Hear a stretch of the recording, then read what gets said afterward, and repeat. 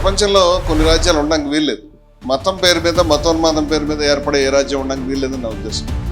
అంచేత పాకిస్తాన్ ఉండడానికి వీల్లేదని నేను మొదటి రోజు నుంచి అనుకుంటాను. ఏదో ఒక రోజు భారతదేశం పాకిస్తాన్ ఐక్యం కావాలని నేను కోరుకుంటాను. అప్పుడే మతోన్మాదం పైన మన విజయం పూర్తవుతుంది. ఈ మాట చెప్పడానికి ఎవరికి మొహమాట ఉండక్కర్లేదని నా ఉద్దేశం. ఎందుకంటే వియత్నాంలో ఒకటైనాయి, జర్మనీలో ఒకటైనాయి, భారతదేశం ఒకటేందుకు కాకూడదని నా ఉద్దేశం. మనకి రక్తం కాదా, మన రక్తం ఎర్రగా లేదా, మన సమాధానం చెప్పలేమా?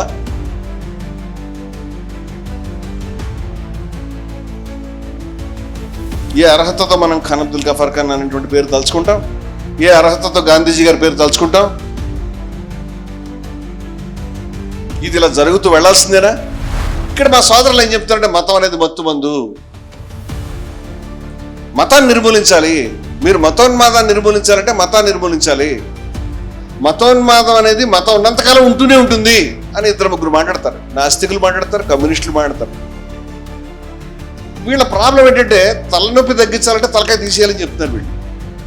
ఇంకేం చెప్పట్లేదు వాళ్ళు. నాకు అర్థమైనంత వరకు కరెక్ట్గా మాట్లాడాలంటే తలకాయ తీసేసిన తర్వాత ఖచ్చితంగా తలనొప్పి తగ్గుతుంది. అనుమానం అక్కర్లేదు మీకు ఎవరికైనా తీసుకోండి. కానీ అదేం పరిష్కారం? మతోన్మాదానికి వ్యతిరేకంగా పోరాడాలంటే ఎవరిని సంఘటితపరచాలంటే మతస్థుల్ని సంఘటితపరచాలి. వేరే దారి లేదు నీకు. ఎప్పుడైనా విన్నారా జాకిర్ హుసేన్ గురించి? మీరు డాక్టర్ అన్సారీ గురించి ఎప్పుడైనా విన్నారా? షఫీ అహ్మద్ కిద్దాని ఎవడో ఎలా చంపేశారు ఎవడని చెప్పాడు మనకి. రఫీ పేరు మీద రఫీ మార్గం ఢిల్లీలో ఉంటే బహుశా ఇది మహమ్మద్ రఫీ గారి పేరు మీద పెట్టి ఉంటారని అనుకుంటారు. వాళ్ళ జనం ఎవరికి తెలియదు, వాడికి తెలియదు, నీకెందుకు తెలియదు? నీ గురించి ఎత్తు ఇచ్చిన వాడి గురించి నీకెందుకు తెలియదు అడుగుతున్నాడు. ఎవరు ఎందుకు చెప్పరు, ఎందుకు మాట్లాడరు? మేము రాసాం బ్రిగేడియర్ ఉస్మాన్ గురించి.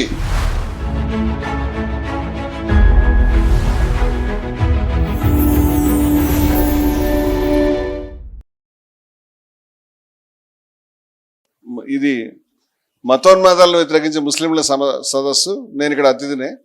నేను ముస్లింని కాదు. ముస్లిం సమాజం పట్ల, ఇస్లాం పట్ల, ఇస్లాం ప్రతిపాదిస్తున్న విలువల పట్ల అత్యధిక గౌరవం కలిగిన వ్యక్తిని. ఆ విలువలు కానీ లేదా హిందూ మతము, బౌద్ధము, జైనము, ఉపనిషత్తులు, పార్సీ మతము, ఇట్లా ముఖ్యమైన మతాలు లేదా బహుశా అన్ని మతాలు కూడా ప్రతిపాదించే సమున్నతమైన విలువలన్నిటి మధ్య కూడా ఒక ఏకతని చూస్తున్నటువంటి వ్యక్తిని. నాకు ఆ విలువల పట్ల చాలా గౌరవం ఉన్నది. నా జీవితాన్ని విలువలకి నేను అంకితం చేశానని చెప్పుకోగలుగుతాను. ఈరోజు చాలా క్రిటికల్ జంక్షన్లో మనం ఉన్నాము. నిన్నటి నుంచి కూడా నేను చాలా ఎమోషనల్గా ఉన్నాను. రాత్రి కూడా నేను నిద్రపోకుండా చాలాసేపు బాధపడుతూ ఉన్నాను. ఇవాల్టి సమావేశం ఇట్లా జరుగుతుంది. మన మిత్రులు చాలామంది చాలా చోట్ల నుంచి ముందస్తు సమాచారం ఉంది కాబట్టి చాలామంది వస్తున్నారనేది అవగాహన ఉంది నాకు. ఉన్నది ఉన్నట్టుగా మీ ముందు ఇక్కడ జయభారత్ ఉద్యమంలో చాలా కాలం నుంచి ట్రావెల్ చేస్తున్న వాళ్ళు ఉన్నారు. ఇవాళ కొత్తగా బహుశా ఇక్కడికి వచ్చిన వాళ్ళు ఉన్నారు. కొంతమంది జిల్లాల్లో ఉండి చాలా కార్యక్రమాల్లో పాల్గొంటూ మొట్టమొదటిసారి గఫార్ ఖాన్ భవన్ దాకా వచ్చిన వాళ్ళు ఉన్నారు. మీరు ఎటువంటి అనుభవాన్ని కలిగి ఉన్నా, మీకు జయభారత్ ఎంత పరిచయం ఉన్నా, నాకేం మొహమాటం లేకుండా, అంటే సిచ్యువేషన్ ఆ విధంగా ఉంది కాబట్టి ఉన్నది ఉన్నట్టు మీ ముందు పెడదాం అనే అభిప్రాయం నేను వచ్చాను. తప్పు రేటు నాకు తెలియదు. మన పరిస్థితి కాదు, దేశం పరిస్థితి కూడా. దేశంలో మతోన్మాదం యొక్క ఉపఖండంలో మతోన్మాదం యొక్క విజయం సంపూర్ణమైందని నాకు ఆగస్టు 15న ఈ దేశ ప్రధాని చేసిన ప్రసంగం చూస్తే నాకు అనిపించింది.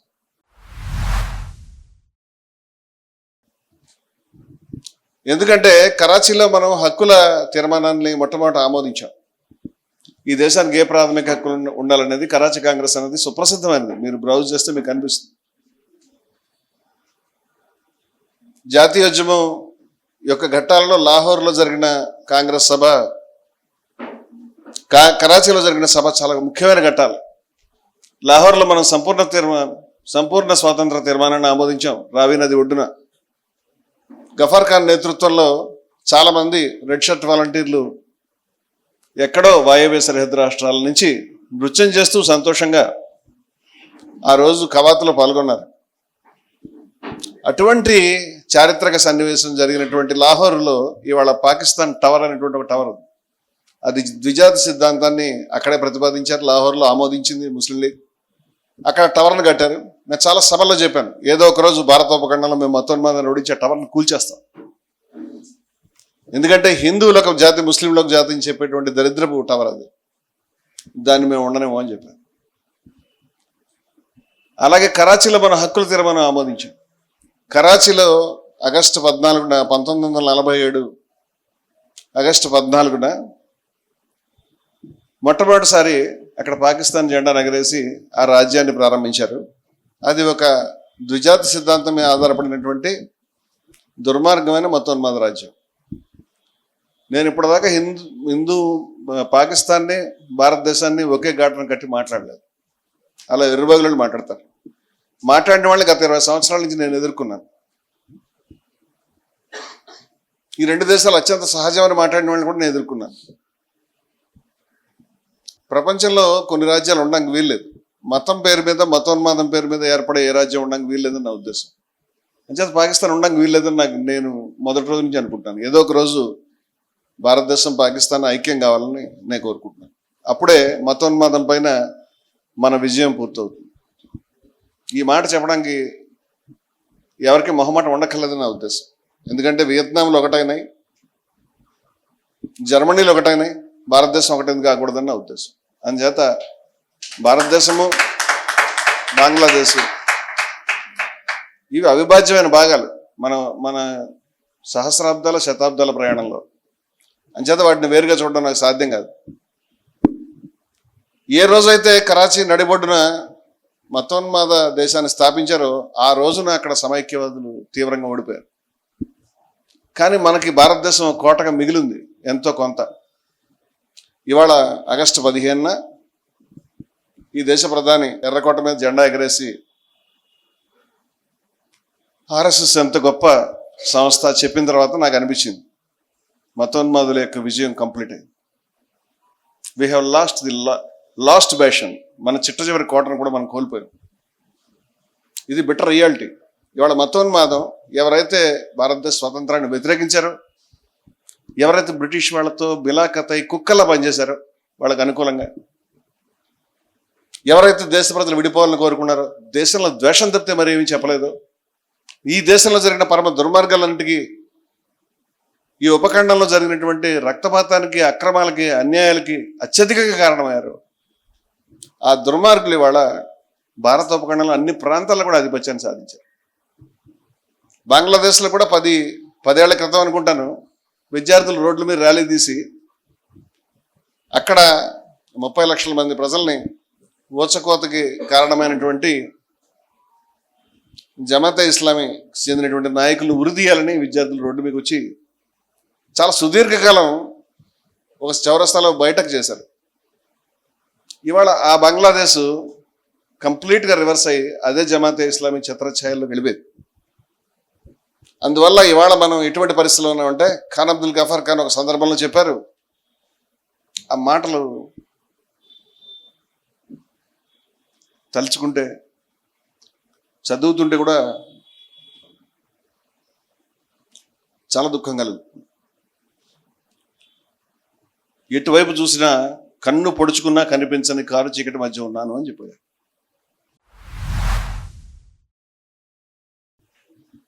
ఆ రోజు మతోన్మాదం ఈ రెండు దేశాల్లో కూడా ఆక్రమించి లక్షల మంది ప్రాణాలు తీస్తూ, దేశ విభజన జరుగుతూ ఉన్నటువంటి ఒక దురదృష్టకరమైన క్షణంలో ఒక మహనీయుడైన వ్యక్తి మాట చెప్పాడు. ఈరోజు ఆ మాట ఈరోజు సరిపోద్దాం అనిపిస్తుంది. కన్ను పొడుచుకున్నా కనిపించిన చీకట్లో మనం ఉన్నామని నేను చాలాసార్లు అనుకుంటున్నాను. 2008లో ఈ గఫార్ ఖాన్ భవన్ అనేటువంటి దాన్ని మేము ప్రారంభించుకున్నాం. ఆ రోజు నేను ఎంత ఎగ్జైట్మెంట్లో ఉన్నానంటే, 2008 జనవరి 20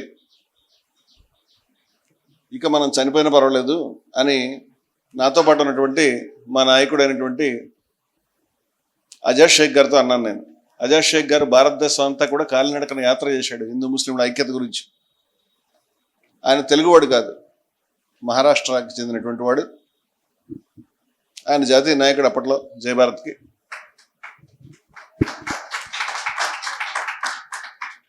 రెండు 2017లో ఆయన మాకు లేకుండా పోయినాడు. మా దురదృష్టం అది. ఆయన ఉంటే చాలా ముఖ్యమైనటువంటి వ్యక్తులు ముఖ్యమైన టైంలో లేకుండా పోవడం అనేది ఎంత దురదృష్టం నేను జీవితంలో అనుభవిస్తున్నాను. ఆయన శరీరము, ఆత్మ, ఆయన ఆలోచనలు ప్రతి మిల్లీమీటర్ కూడా ఇదే ఆవేదనతో ఉండేటువంటి మనిషి. మేము అజాజ్ షేక్ బ్లాక్ కట్టుకున్నాం మా ఆశ్రమంలో ప్రత్యేకం. ప్రతి ఏడాది తలుచుకుంటాం ఆయన్ని. జయభారత్లో జరిగేటువంటి కథజ్ఞాసి ఆత్మసమర్పణ దీక్ష చిట్ట రోజు ఆయన వర్ధంతి రోజునే క్లోజ్ అవుతుంది. ఈ రోజుకి ఆయన పుట్టి పెరిగి పనిచేసినటువంటి మహారాష్ట్రలో బారిసలు ఆయన తలుచుకుంటారో లేదో ఎవడో నాకు తెలియదు, కానీ మేము 1000 మంది ఆయన ప్రతి ఏడాది తలుచుకుంటాం. ఈరోజు జయభారత్కి సైరా షేక్ అనేటువంటి ఒక ముస్లిం మహిళ నాయకత్వం వహిస్తుంది. ఆవిడ మా అధ్యక్షురాలు.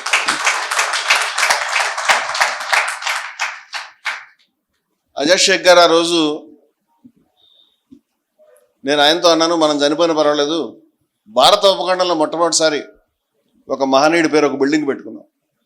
ఈ బిల్డింగ్ చిన్నది కావచ్చు, ఈ బిల్డింగ్ ఏం పెద్ద ప్యాలెస్ కాకపోవచ్చు, కానీ ఇది గొప్ప ఆశయానికి నిలయం. ఈ బిల్డింగ్ని జయభారత్ తరఫున కేంద్ర కార్యాలయంగా మేము వెతుక్కుని ఈ ప్లేస్ని చూస్ చేసుకుని ఇక్కడ అడిగి తీసుకున్నాము. దీనికి గఫార్ ఖాన్ గారి పేరు పెట్టుకున్నాం. భారత ఉపఖండంలో భారతదేశం, పాకిస్తాన్, బంగ్లాదేశ్, ఆఫ్ఘనిస్తాన్, ఆయన షేరే ఆఫ్ఘన్ అంటారు, అందుకని ఆ పేరు తలుచుకున్నాను నేను.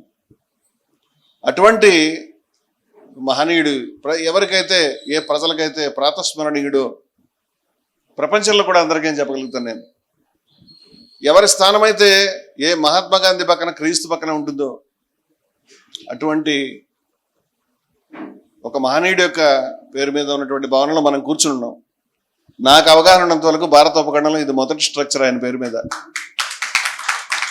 ఆ తర్వాత పెషావర్ ఎయిర్పోర్ట్కి ఆయన పేరు పెట్టడం అనేది జరిగింది. ఇప్పుడు అది ఉందో లేదో నాకు తెలియదు. ఇక్కడ నిలబడి మాట్లాడడం, ఇక్కడ కూర్చోవడమే గొప్ప గౌరవం అని నేను భావిస్తాను. ఈ బిల్డింగ్లోకి వచ్చినప్పుడల్లా నేను అదే రకమైనటువంటి భావోద్వేగానికి లోనవుతాను.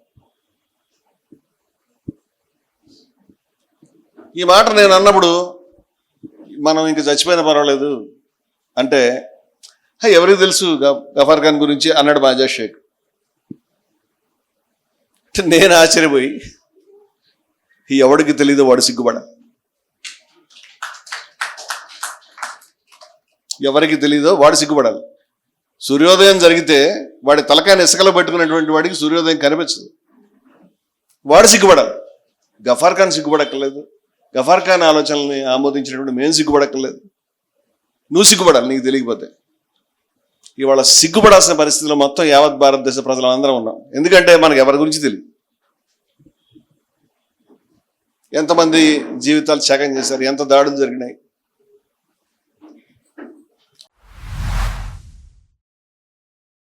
ఇవాళ భారతదేశంలో జయభారత్ ప్రయాణం, ఇక్కడ నేను మాట్లాడుతుంటే కొన్ని మాటలు మీకు నచ్చకపోవచ్చు, కొన్ని మాటలు మీకు కష్టం కలిగించవచ్చు.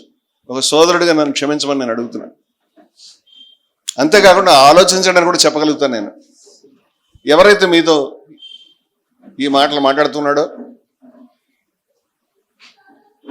ఆ వ్యక్తి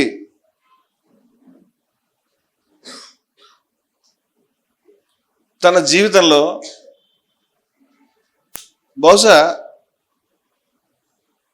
ఆలోచన మొదలుపెట్టి ఊపిరిది ఆలోచనలు ప్రారంభమైనటువంటి క్షణాల నుంచి కూడా, నేను నా హై స్కూల్ జీవితం నుంచి నేను సంఘాలను పెట్టి ఉద్యమం చేస్తూ వచ్చాను. ఆ రోజు నుంచి ఈ హిందూ ముస్లిం ఐక్యత అనేటువంటి నినాదానికి సంపూర్ణంగా నా జీవితాన్ని అంగీకరించిన వాడిని నేను. చాలా సభల్లో నేను చెప్పాను, నేను యుద్ధంలోనే చచ్చిపోతాను, మంచం మీద కూర్చొని చచ్చిపోను. మతోన్మాదుల మీద యుద్ధంలో చచ్చిపోతాను, మతోన్మాదం చేతిలో చచ్చిపోతాను, ఆ రణభూమిలోనే కళ్ళు మోస్తాం. హిందూ మతోన్మాదుల చేతిలోనే, ముస్లిం మతోన్మాదుల చేతిలోనే, అది మాకు తెలియదు.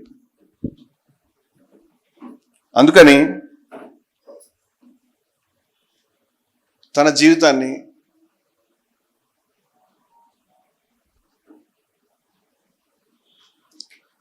సంపూర్ణంగా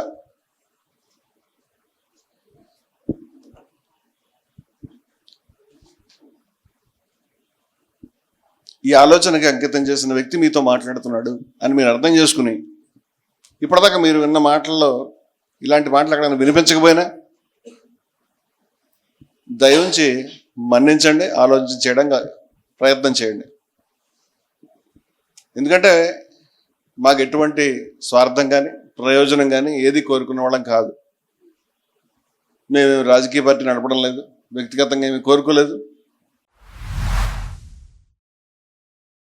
ఏ రోజన్నా ఫ్లెక్సీలకు నా పేరు ఉండాలని మీ ఎక్కడన్నా నా ఫోటో ప్రింట్ అవ్వాలని కోరుకునేవాడిని కాదు. నేను 5 సంవత్సరాలు విజయవిహారం అనే పత్రిక నడిపాను. దాంట్లో 80% పత్రిక నేను రాసేవాడిని, కానీ ఎక్కడ నా పేరు లేదు. ఏదో ఒక ఆర్టికల్ పెట్టుకున్నాను ఒకసారి, నేను 100 పేర్లు వాడేవాడిని. అప్పుడు టేబుల్ మీద ఏది గుర్తొస్తే అది వాడేవాడిని. మొదటి సంవత్సరం పత్రిక ప్రారంభం, అదొక మంత్లీ. ఆ మంత్లీ పత్రిక నెలకు ఒక సంచిక వచ్చేది. ఏడాది పూర్తవకుండా 11 సంచికల నాటికే మా మీద తీవ్రమైన దాడి జరిగింది. ఆ దాడి ఇప్పటిదాకా నేను చూస్తున్నాను. ఏ పత్రికల చరిత్రలో ఎవరి మీద అంత దాడి నేను వెళ్ళలేదు, చూడలేదు. ఒకేసారి ప్రభుత్వం తాలూకు 2 డిపార్ట్మెంట్లు మా మీద దాడి చేసినాయి. మా ఆఫీస్ సీజ్ చేశారు. మా ఆఫీస్లో కనిపించినటువంటి కంప్యూటర్లని సమస్తాన్ని సీజ్ చేశారు. కంప్యూటర్ ఆపరేటర్ని, ఆఫీస్ బాయ్ని కూడా అరెస్ట్ చేశారు. నేను ఒక్కడే దొరకలే వాళ్ళకి.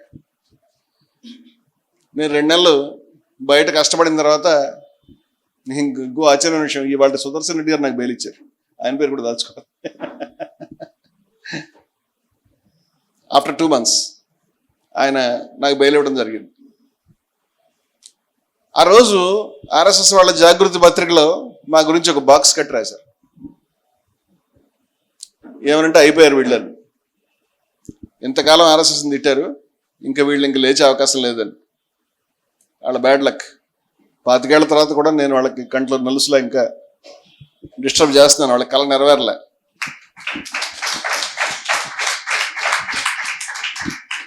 ప్రభుత్వం చాలా తెలివిగా మేము వేరే పోరాటంలో ఉండగా ముస్లింలని, ప్రవక్తని మేము బాధ పెట్టాము, ఇబ్బంది పెట్టామని అనేటువంటి అర్థం వచ్చేలా మా మీద కేసు పెట్టారు.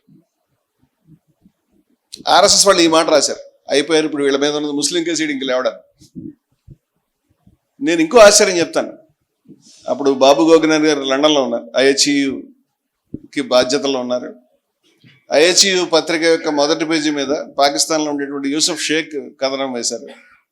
చిట్ట చివరి కవర్ మీద నా ఫోటో వేసి విజయవిహారం గురించి ఈ కథనం రాశారు. సెక్షన్స్ 2 ఒకటే. ఈ సెక్షన్స్ అన్ని బ్రిటిష్ వాళ్ళు పెట్టినవి.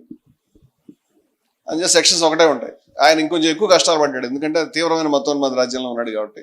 అలా అదృష్టవశాత్తు ఆయన చనిపోలేదు. బ్లాస్ఫెమీ కేసులో చనిపోతారు. నేను సర్వైవ్ కాగలిగాను. నేను గర్వంగా చెప్పుకునే విషయం ఏంటంటే, ప్రవక్త పైన లేకపోతే మతం పైన తీవ్రమైనటువంటి వ్యాఖ్యలు చేశాడు అని నా మీద కేసు పెట్టారు. ఈ కేసు ఎవరు పెట్టారు మేము అన్వేషిస్తే ఎవరు లేడు కేసు పెట్టింది. ఈ కేసు గవర్నమెంట్ చాలా తెలివిగా ముస్లిమ్స్ని మా మీద రెచ్చగొట్టడానికి పెట్టిన కేసు. మేము 100 మంది ముస్లిమ్స్తో ఆ రోజుల్లో, ఈవెన్ పోలీసులకు దొరకకుండా తిరుగుతున్న రోజుల్లో కూడా మేము మాట్లాడాం. పాత బస్సులో అందరితో మాట్లాడాం. నాకు తెలిసి ఒక సంస్థ కానీ ఒక వ్యక్తిగా నా మీద కేసు పెట్టిన వాళ్ళు కాదు. నేను వాళ్ళని మాట్లాడి, అసలు మీ మీద కేసు పెడతాను నేను ఎప్పుడు అనుకోలేదు.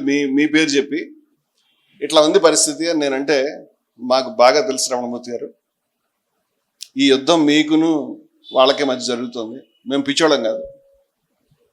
మమ్మల్ని ఇన్వాల్వ్ చేసి మా కర్రతో మిమ్మల్ని కొట్టాలని వాళ్ళు ప్రయత్నం చేస్తాను. మేము రాను దీంట్లోకి. మీరేం ఆలోచన కూడా చేయక్కర్లేదు, మీ పనులు మీరు చేసుకోండి. మాకు ఆ రోజు నేను బాధ్యతలో ఉన్నటువంటి సంస్థలకు సిటీలో 5-6 కార్యాలయాలు ఉన్నాయి. ఎక్కడ దాడి చేసినా మేము మిగలం. దాడి చేయడానికి పెద్ద ప్రజాబలం అక్కర్లేదు, 10 మంది ఉంటే సార్. అయినప్పటికీ మాకు వ్యతిరేకంగా ఒక దాడి కానీ గట్టిగా ఒక ప్రకటన కానీ ఏమీ జరగలేదు. వ్యక్తిగతంగా మాతో మాట్లాడితే గట్టిగా మాట్లాడి తర్వాత తెలుసుకునే వాళ్ళు ఉన్నారు. ఆ రకంగా కేసులు పెట్టించుకుని ఎటువంటి హానికి లేకుండా ఉండడమే కాకుండా ముస్లిమ్స్తో కలిసి ఆ టైంలో కార్యక్రమాలు కూడా చేశాను నేను. ఏమి వెనకంజి వేలే ఉన్నటువంటి వ్యక్తిని నేను.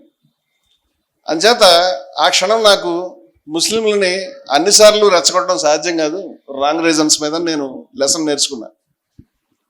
ఇవాళ ఇక్కడికి రాలేదు. ఆ రోజుల్లో ప్రవక్త మీద దూషణ అనేటువంటి కేసుని ఎదుర్కొంటాం. నాతో పాటు రంజాన్ నెలది, నాతో పాటు అజ్మత్ అలీ హైదర్ అనే మిత్రుడు ఆల్మోస్ట్ 1.5 months ఉన్నాడు. రంజాన్ నెలలో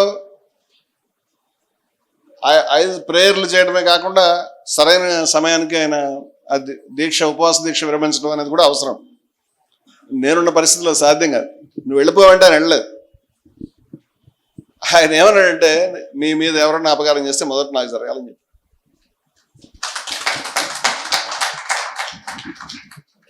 నా మీద ఉన్న కేసు ముస్లిం కేసు కదా అంటే, పోనివ్వండి, ఆ కేసు అన్యాయమైన కేసు మాకు తెలుసు, నేను మీకు ఉంటానని మీతో పాటు ఉన్నాడు, నాతో పాటు ఉన్నాడు, ఆయన ఒక్కడే ఉన్నాడు దాదాపుగా. అంచేత ఇవన్నీ అనుభవాలు, చాలా విషయాలు మీకు ఎందుకు చెప్తున్నానంటే, ఇవాళ చాలా దూరం ప్రయాణించాం. జయభారత్ అనే సంస్థ ఏర్పడడానికి మొదటి కారణమే హిందూ ముస్లిం ఐక్యత. గుజరాత్లో అల్లర్లు జరుగుతున్నాయి. 2002 నాటికి నేను సంస్థల పరంగా కొంచెం ఒక వైరాగ్యంలో ఉన్నాను. ఓ సంస్థను ఇమీడియట్గా మొదలుపెట్టే ఆలోచనలు మేము ఎవరు లేము. అలసిపోయాను, జీవితంలో చాలా ట్రావెల్ చేసినాం. అప్పటికే పత్రిక నడుస్తుంది, దాని తాలూకు యుద్ధమే 2 చేతులు సరిపోవడం లేదు.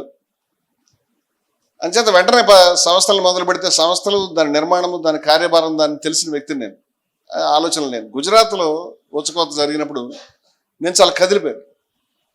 వాస్తవంగా విజయవిహారాన్ని కూడా ఇటువంటి ఒక ప్రొవొకేషన్కి, ఎవరు ఇటువంటి మతోన్మాద శక్తుల ప్రొవొకేషన్ చూసిన తర్వాతనే ఒక పత్రిక ఉండాలని పత్రిక ప్రారంభించుకున్నాం.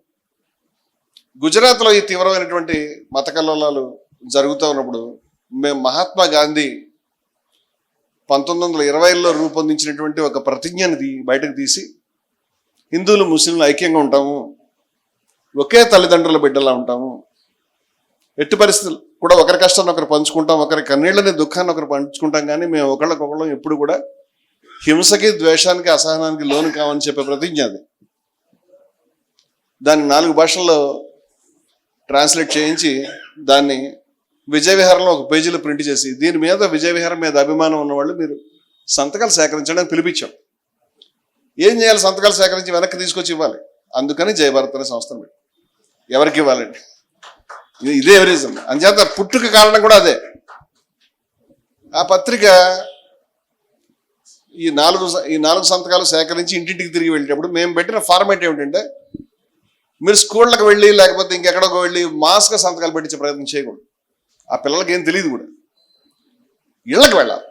హిందువులు ముస్లిం ఎందుకు ఐక్యంగా ఉండాలో ప్రతి హిందూకి, ప్రతి ముస్లింకి చెప్పాలి. ఇది మనం నిర్ణయించినటువంటి అపీల్. ఇవాళ జయభారత్లో ఉన్నటువంటి అక్కడ కూర్చున్నటువంటి లోక్నాథ్ కానీ, సత్యం కానీ, లేకపోతే ఇక్కడ ఉన్నాడు లేదు అరవింద్ సార్ కానీ, అలాగే చాలామంది మిత్రులు, ఈ రజనీ కానీ, రజనీ అయితే మొట్టమొదటి రోజు నుంచి ఉన్నది, వీళ్ళు ఈ కార్యక్రమంలో విజయవిహారం చదువుకుంటున్న వాళ్ళు అయి ఉండి ఇమ్మీడియట్గా ఈ కార్యక్రమంలోకి దిగారు. మేము చాలా చిన్న పత్రిక, అతి కొద్ది కాలంలో మేము సుమారుగా 5.5 లక్షల సంతకాలు సేకరించాం. అవన్నీ గవర్నర్ గారు తీసుకెళ్ళి ఇచ్చాం. ఆ రోజు గవర్నర్ని కలిసి ఇచ్చాం. చాలా అద్భుతమైన మత సామరస్య సమ్మేళనాలు నిర్వహించాం. మక్కా మసీద్ ఇమాం గారు కూడా వచ్చారు. హిందూ ముస్లిం మత పెద్దలు ఒక చోట కూర్చోబెట్టాం. అసలు ఇవన్నీ ఏర్పడకముందు నేను అసలు 7-8 భాషలతో హిందూ ముస్లిం ఐక్యత మీద ఒక గొప్ప కవి సమ్మేళనాలను 7-8 భాషల్లో ఒకేసారి నిర్వహించారు. ఇట్లా చాలా కార్యక్రమాలు చేసేవాళ్ళం. ఈ కార్యక్రమాలు చేస్తున్నప్పుడు ఈ సంతకాల సేకరణ కార్యక్రమం సందర్భంగా సంతకాలను కలెక్ట్ చేయడానికి ఒక సంస్థ కావాలని జయభారత్ అనేది, దాన్ని కేవలం ఒక ఫోరంగా ఏర్పాటు చేద్దామని అనుకున్నాం. ఆ తర్వాత అది అక్కడ ఆగలేదు. దానికి త్వరలోనే, అంటే ఒక నెల రోజుల్లోనే దానికి లక్ష్యాలు, ఆశయాలు మరిన్ని ఆడైనాయి. ఆ తర్వాత అది ఫుల్ ఫ్లెడ్జ్డ్ బాడీగా ఉన్నది. ఇవాళ విజయవిహారంలో జయభారత్ ఉంది. జయభారత్ యాక్టివిటీస్ రాష్ట్ర పరిధిని దాటి చాలా దూరం వెళ్ళాయని నేను మీకు చెప్పట్లేదు, మీకు అందరికీ తెలిసిన విషయం అండి. నేను ఇదంతా ఎందుకు చెప్తున్నానంటే, అసలు జయభారత్ పుట్టుక వెనకాలే హిందూ ముస్లిం ఐక్యత అనేటువంటి మాట ఉంది, వేరే ఏమీ లేదు. ఇప్పుడు 2015, 2017, 2018 వచ్చేటప్పటికి మేము జై భారత్ అనేది అత్యంత తీవ్రమైనటువంటి విప్లవ సంస్థగా ఎవాల్వ్ కావటం అనేది ప్రారంభమైంది. సో మిత్రులారా, 2018 వచ్చే నాటికి జై భారత్ ఎంత విస్తారమైనటువంటి సంస్థ అయిపోయిందంటే ఇది ఏమీ చెప్తుంది, దీని ఆశయాలు ఏంటంటే ఒక్క మాటలో చెప్పలేని పరిస్థితి. జై భారత్ ఆశయాలు ఏమిటో చెప్పడం కంటే కూడా ఏవి కాదో చెప్పడం తేలిక. ఎందుకంటే సుమారుగా అన్ని విషయాలు జై భారత్ మాట్లాడుతుంది. కుల నిర్మూలన మాట్లాడుతుంది, ఎస్సీల సమస్యలు, బీసీల సమస్యలు, ఎస్టీల సమస్యలు అన్నింటిలో కూడా ఫోర్ ఫ్రంట్లో ఉన్నది. జెండర్ ఈక్వాలిటీ, పొల్యూషన్ ఒకటి కాదు. అంచేత వేర్వేరు సంస్థలు అందరికీ అన్ని విషయాల మీద శ్రద్ధ ఉండదు కాబట్టి, అందరూ అత్యంత తీవ్రమైనటువంటి షరతులకు లోబడి పనిచేయలేరు కాబట్టి, ఒక ఆశయానికి కట్టుబడేటువంటి ఒక సింపుల్గా ఉండేటువంటి ఆర్గనైజేషన్స్ ఉండాలి అని మొట్టమొదట ఈ జైహో అనేటువంటి సంస్థ, Jai Bharat association for integrity, harmony and oneness, JAIHO, Jai Ho అనే సంస్థని ఇది బయట రాష్ట్రాల్లో కూడా విస్తరించాలనే ఉద్దేశంతో చాలా ఫ్లెక్సిబుల్గా, చాలా సింపుల్గా దీన్ని ఏర్పాటు చేసుకున్నాం. వారు తెలంగాణ రాష్ట్రానికి మొదటి బాధ్యులుగా ఉన్నారు రఫీ గారు.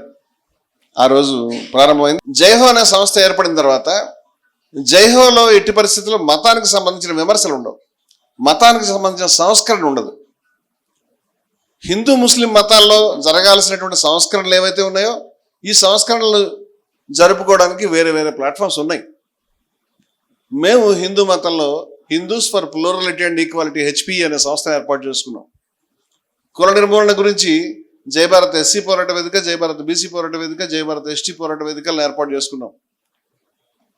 స్త్రీల గురించి పనిచేయడానికి ప్రత్యేకంగా జ్వాల అనేటువంటి సంస్థ, Jai Bharat women's association for liberation and amelioration అనే సంస్థ ఏర్పాటు చేసుకున్నాం. దాని బాధ్యులు జాతీయ కార్యదర్శి రజనీ ఇక్కడ ఉన్నారు. జై భారత్ బాధ్యులు చాలా మంది మామూలుగా నిశ్శబ్దంగా, జాతీయ కార్యదర్శి లోక్నాథ్ అక్కడ దూరం కూర్చున్నాడు, జాతీయ ఉపాధ్యక్షుడు కుర్చీలు వేస్తున్నాడు. ఇది కల్చర్ జై భారత్. సామాజిక విప్లవ రణబేరి అనేటువంటిది ఈ SC ST BC సంఘాల యొక్క అంబ్రెల్లా బాడీ కింద ఉన్నది. ఇప్పుడు దాని స్వభావం కొంత మారుతున్నది. గాంధీ అంబేద్కర్ల సమన్వయంతో 100 సభలు పెట్టాలి అనేటువంటి ఆలోచనతో మొదటి సభ జోగుపేటలో భారీగా జరిపాం. ముప్పారం ప్రకాశం దాని యొక్క బాధ్యుడు, రాష్ట్ర కన్వీనర్ ఇక్కడికి వచ్చున్నాడు. అయితే మిత్రులారా, ఇది స్థూలంగా మీకు ఈ వ్యవస్థను పరిచయం చేస్తున్నాను. అలాగే జై భారత్ ముస్లిం రెవల్యూషనరీ ఫోరంను మనం ఏర్పాటు చేసుకున్నాం. ముస్లిం మతంలో రావాల్సినటువంటి ఏవైతే ముస్లింలను సంఘటితపరిచి కొట్లాడాల్సి ఉన్నదో, మతానికి సంబంధించినటువంటి సంస్కరణ కానివ్వండి, అభ్యున్నతి కానివ్వండి, హక్కులు కానివ్వండి, వీటిని సాధించుకోవడానికి JMRF అనేటువంటి సంస్థను ఏర్పాటు చేసుకున్నాం. అయితే ఉన్నది ఉన్నట్టుగా మీకు చెప్తాను. జైహో అనేక గొప్ప సభలు జరుపుకున్నది. గాంధీ గారు స్థాపించిన పినాకిని ఆశ్రమంలో 2022లో జరిగినటువంటి సభకి, జాతీయ మహాసభలకి సుమారుగా మనకి 14 రాష్ట్రాల నుంచి ప్రతినిధులు రావడం, కాశ్మీర్ నుంచి కూడా ప్రతినిధులు వచ్చారు. చాలా అద్భుతంగా ముందుకు వెళ్తున్నాం మనం. స్వామి గారు, విజయశంకర్ స్వామి గారు మతోన్మాద సంస్థ మీద విరోచితంగా పోరాడి ఒక రికార్డు, ఒక చరిత్ర ఉన్నటువంటి వ్యక్తి దానికి అధ్యక్షుడైనాడు. ముస్తాక్ అహ్మద్ అభిలాష్ గారు ప్రధాన కార్యదర్శి అయ్యారు. JMRF అనేటువంటి దానికి జహీర్ ఆజాద్ బాధ్యుడిగా ఉన్నాడు. ఈ సలీము, ఈ గౌసు, రెహమాన్ కూడా బాధ్యులుగా ఉన్నారు. మనకి రక్తం కాదా, మన రక్తం ఎర్రగా లేదా, మనం సమాధానం చెప్పలేమా?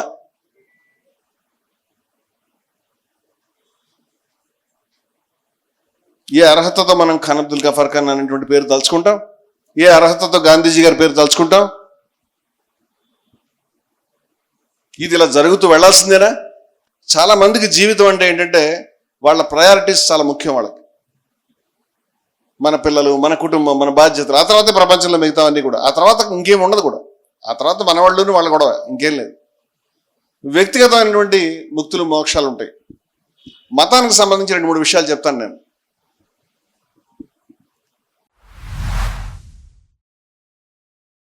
దీన్ని మీరు వ్యక్తిగా అభిప్రాయాలుగా తీసుకోండి. ప్రతి మతానికి దాని అనేటువంటి ఒక ఎవల్యూషన్ ఉంటుంది. ఎవల్యూషన్ అంటే పరిణామం అని. ఎగ్జాక్ట్గా 100 ఏళ్ల క్రితం ఏం చేస్తాం ఇప్పుడు అది చేయం. హిందువులు చేయరు, ముస్లింలు చేయరు. ఇవాళ ఉన్న వేగానికి 20 ఏళ్ల క్రితం చేస్తున్నది చేయట్లేదు. ఎగ్జాక్ట్గా 500 ఏళ్ల క్రితం చేస్తున్నాం ఇప్పుడు చేయం. 1000 ఏళ్ళకి అసలు చేయం. ఎందుకంటే మతం పరిణామం చెందుతూ ఉంటుంది. మరొక విషయం అంటే మతంలో 2 విషయాలు ఉంటాయి. ఒకటి అత్యున్నతమైనటువంటి చాలా గొప్ప విలువలు, అత్యున్నతమైనటువంటి మనిషి అందుకోవాల్సినటువంటి చేరుకోవాల్సినటువంటి చాలా గొప్ప విలువలు, చాలా గొప్ప ఆదర్శాలు, చాలా గొప్ప ఆలోచనలు ఉంటాయి మతంలో. అదే సమయంలో కొన్ని కట్టుబడులు, నిబంధనలు, పరిమితులు ఉంటాయి. ఈ పరిమితులు, కట్టుబడులు, నిబంధనలు మారుతూ ఉంటాయి, ఆదర్శాలు మారవు. మనుషులంతా సమానమే అని ఇస్లాం చెప్పింది అనుకోండి, అది ఎప్పటికీ మారదు, నాకు తెలిసి మారకూడదు కూడా. మనుషులంతా ఈశ్వరమయమే, ఈశావాస్యమిదం సర్వం అని ఉపనిషత్తు చెప్పిందని కూడా అది ఎప్పటికీ మారటానికి వీళ్ళే. మనుషుల్లో కొందరు ఈశ్వరమయమును, కొందరు సైతాన్మయం కావడానికి వీళ్ళే. మిగతా మారచ్చు. అంచేత మారేవి మారనివి అనేటువంటి వాటిని స్వామి వివేకానందుడు మతంలో ఇవి ఉంటాయని చెప్పి వాటికి శృతులు, స్మృతులు అని పేరు పెట్టాడు. పేరు అది ఎప్పటికీ. మీరు మనకు ఆ పేరు నచ్చకపోతే ఏ అండ్ బి అని పెట్టండి, ఎక్స్ అండ్ వై అని పెట్టండి, ఇట్ మేక్స్ నో డిఫరెన్స్. దానివల్ల తేడా రాదు. మీరు అంగీకరించాల్సిన విషయం ఏంటంటే మతంలో చాలా విషయాలు ఎప్పటికీ మారవు, మతంలో కొన్ని విషయాలు మారుతూ ఉంటాయి. ఈరోజు ఈ మారాల్సినటువంటి విషయాలు ఏమిటి, మారకూడనటువంటి విషయాలు ఏంటని మనకు ఐడెంటిటీ రావాలి. మేము జయభారత్లో చెప్తాము మతంలో ప్లస్ మైనస్ ఉంటాయని చెప్తాం. మతమే కాదు, అన్ని ఆలోచనల్లో, అన్ని సిద్ధాంతాల్లో, అంతమంది మహనీయులు బోధించిన బోధనలో కూడా ఇవాళకి తీసుకోవాల్సినవి, తర్వాత ఇవాళ అసంగతమైన విషయాలు ఉంటాయి, ఇర్రెలవెంట్, అవసరం లేనివి, తప్పులువి ఉంటాయి. ఏవి సంగతమైనవో, ఏవి పనికొస్తాయో తీసుకోవాలి, ఏవి అక్కర్లేదో తీసుకోకూడదు, మనం వదిలేయాలి. ఈ సాహసం ఏ మతం కనబరచట్లేదో మన జీవితంలో ఈ సూత్రం ఎక్కడిది? ఇది మన శరీర ధర్మం అండి. డాక్టర్ గారు చెప్తారు, ప్రతి క్షణం కొత్త కొత్త కణాలు పుడుతుంటాయి, కొన్ని కణాలు వెళ్ళిపోతుంటాయి. అవునా కదా? మనం స్వీకరిస్తాం ఆ ఆహారాన్ని, దాంట్లో కొంత మన రక్తంగాను మన కణాలుగా మార్చుకుంటాం, కొంత విసర్జిస్తాం. అవునా కదా? కొంత గాలిని పీల్చుకుంటాం, ఆ తర్వాత వదిలిపెడతాం. అవునా కదా? అంచేత ఇది జీవం యొక్క రూల్. ఇది కొంత తీసుకోవాలి, కొంత వదిలిపెట్టాలి, కొంత పనికిరాలు ఉంటాయి, కొన్ని చనిపోతుంటాయి, కొన్ని పుడుతుంటాయి. ఇది సిస్టమ్. ఇది అంచేత ఎవరైనా జీవి ఉన్నాడు, జీవిస్తున్నాడు అంటే అర్థం ఏంటంటే ఆయనలో కొన్ని కణాలు పుడుతున్నాయి, కొన్ని కణాలు పోతున్నాయి. కొంత శ్వాసిస్తున్నాడు, కొంత వదిలిపెడుతున్నాడు, కొంత తింటున్నాడు, కొంత విసర్జిస్తున్నాడు అని. వేరే ఏమి లేదు. మతం కూడా సజీవంగా ఉండాలంటే ఇది జరగాలని మీరు అర్థం చేసుకోవాలి. మతంలో కూడా కొన్ని కొత్త ఆలోచనలు వస్తూ ఉండాలి, కొన్ని వదిలిపెడుతూ ఉండాలి. కానీ ఏకసూత్రత అనేది ఉంటుంది. ఏదైతే ఉన్నదో మొత్తంగా పెట్టేయడం జరగదు. దాని ఫ్రేమ్కి సరిపడినటువంటి దాని బేసిక్ స్ట్రక్చర్ అంటాం కదా, అదైతే అలాగే ఉంటుంది, అది కొనసాగుతూ ఉండాలి. ఇది మతానికి సంబంధించిన సూత్రం. దురదృష్టవశాత్తు ఇట్లా చెప్పేవాళ్ళు మనకి ఎవరు లేరు, 2 మతాలకు కూడా. అందుకని మనం ఎక్కడున్నాము, 2000 ఏళ్ల క్రితం ఎక్కడున్నాము, 4000 ఏళ్ల క్రితం ఎక్కడున్నాము అని సనాతన ధర్మం క్యాండిడేట్లు వెతకడం మొదలుపెట్టారు, ముస్లింలు వెతకడం మొదలుపెట్టారు, క్రైస్తవులు వెతకడం మొదలుపెట్టారు. నువ్వు ముందుకెళ్ళాలి, వెనక్కి కాదు వెళ్ళాల్సింది. ఈ ప్రయాణం మొదలయ్యేటువంటి క్రమంలో మతంలో, మతం కాదు, మన జీవితంలో, మన సమాజంలో, మన కుటుంబంలో, మీ యొక్క ఆలోచనలో, మన యొక్క ఆలోచనలో కూడా నేను ఇందాక చెప్పినట్టు ప్లస్ మైనస్లు ఉంటాయి. మన ఇంట్లో ఎవరికో వాళ్ళకి చాలా కోపం ఉంటుంది, మన నాన్నగారికి ఎవరికో, వారికే చాలా వాత్సల్యం కూడా ఉంటుంది. మన ఇంట్లో ఎవరికో లోభిత్వం ఉంటుంది, మన ఇంట్లో ఎవరికో, లేకపోతే మనకే. వీటిని మనం వదులుకోవాలి, మంచి విషయాలు ఉంటాయి, వాటిని మనం పెంచుకోవాలి, అంతే కదా. అయితే ఈ రకమైనటువంటి పద్ధతిలో మాట్లాడే వాళ్ళు ఎవరు లేకుండా పోయారు.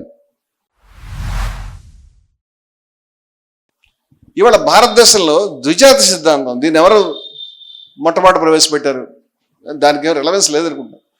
ఉదాహరణకు రెహమత్ అలీ అనేటువంటి ఆయన పాకిస్తాన్ ఐడియాని ద్విజాతి సిద్ధాంతాన్ని బలంగా ప్రతిపాదించాడు. అప్పుడు జిన్నా దాన్ని వ్యతిరేకించాడు, దాన్ని పట్టించుకోలేదు. కానీ ద్విజాతి సిద్ధాంతాన్ని జిన్నా ఆమోదించి ప్రచారం చేసి పాకిస్తాన్ ఏర్పాటు జరిగిన తర్వాత రెహమత్ అలీ అనేవాడి గురించి ఏ మర్యాద లేదు. వాడు ఒకసారి పాకిస్తాన్కి వచ్చి తనంతా ఎర్ర కార్పెట్ వేసి నువ్వు దేశాన్ని స్థాపించే గొప్ప ఐడియా ఇచ్చావు అంటారనుకుని వచ్చాడు. పాపం ఎవరు పట్టించుకోలేదు, భోజనం పెట్టి వెళ్ళాడు, ఏడ్చుకుంటూ వెళ్ళిపోయాడు, దిక్కులేని వచ్చాడు. అక్కడ నేనేమంటానంటే వదిలిపెట్టండి. ద్విజాతి సిద్ధాంతం అనేది ఏం చెప్తుందంటే హిందువులు ఒక జాతి, ముస్లింలు ఒక జాతి అని చెప్తుంది. హిందువులు ఒక జాతి, ముస్లింలు ఒక జాతి. అంతేకాదు, ఈ ఇద్దరు కూడా దగ్గరగా ఉండే జాతులు కాదు, పరస్పర విరుద్ధమైన జాతులు. ఒకళ్ళతో ఒకళ్ళకి పడదు, ఒకళ్ళని ఒకళ్ళు కలిసి ఉండలేరు, వేరు వేరు దేశాలు పెట్టుకోవాలి, వేరు వేరు ఇలాకాల్లో ఉండాలి. ఇది ద్విజాతి సిద్ధాంతం యొక్క సారాంశం. ఇది ఎక్కడో జిన్నాను ఎక్కడో సావర్కర్ చెప్పడం కానీ ఇది మన తలకాయల్లో కూడా ఉంది అనే విషయం మనం గమనించాలి. ఇవాళ హిందువుల తలకాయల్లో చాలా చోట్ల ఉంది, ముస్లింల తలకాయల్లో కూడా.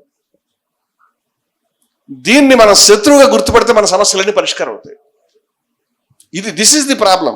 ఇవాళ భారత ఉపఖండంలో దేశ విభజన జరిగినప్పుడు 20 లక్షల మంది చచ్చిపోయారు. బంగ్లాదేశ్ మళ్ళీ పాకిస్తాన్ నుంచి చనిపోయిన 30 లక్షల మంది చచ్చిపోయారు.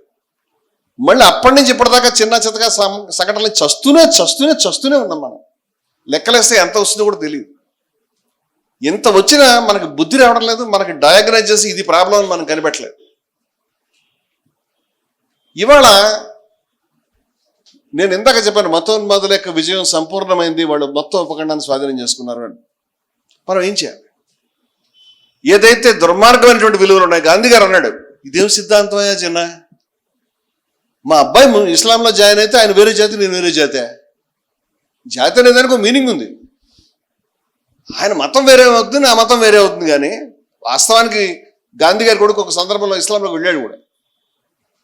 ఆయన వెళ్ళాడు, ఇప్పుడు ఆయన వేరే జాతి అవుతాడు. ఆయన ఇదేం దుర్మార్గం ఇది? ఈ సిద్ధాంతం ఏంటి అసలు? మతం అనే దానికి ఒక స్పెసిఫిక్ మీనింగ్ ఉంది. అదొక ఆరాధన వ్యవస్థ, ఒక నా విశ్వాసాల వ్యవస్థ, లేకపోతే ఒక జీవన విధానం. అలాగే ఒక జాతి అనే దానికి ఒక స్పెసిఫిక్ మీనింగ్ ఉంది. ఈ రెండింటి ఎందుకు కన్ఫ్యూజ్ చేస్తున్నావు నువ్వు?